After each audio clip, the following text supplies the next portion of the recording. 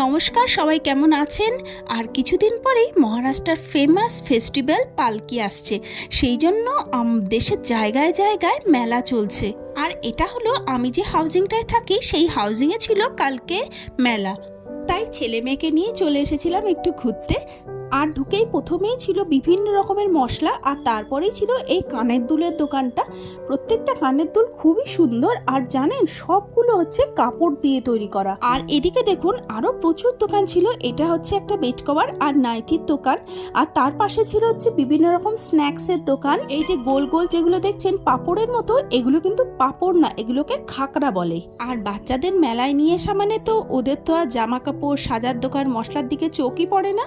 সোজা কোথায় খেলনা আছে, খাবার আছে, সেদিকেই ওদের নজর। আরও ছিল একদম ছোট ছোট বাচ্চাদের জন্য জামা কাপড়, আর ছিল এপাশে শাড়ির দোকান।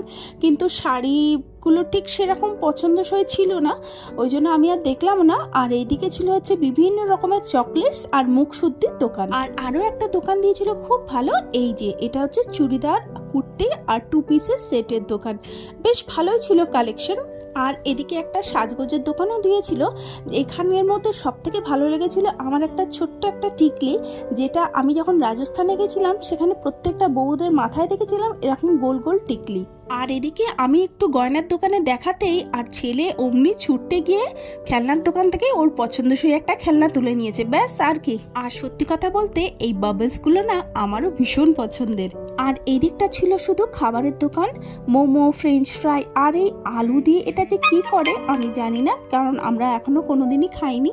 আর এর পাশেই দিয়েছিল একটা ফুচকার দোকান, যেটা দেখে আমার ভীষণ ভালো লেগেছে। কারণ আমাদের মহারাষ্ট্রে এখানেও ফুচকা পাওয়া যায়, কিন্তু সেটা পাওয়া যায় গরম ঘুগনি দিয়ে।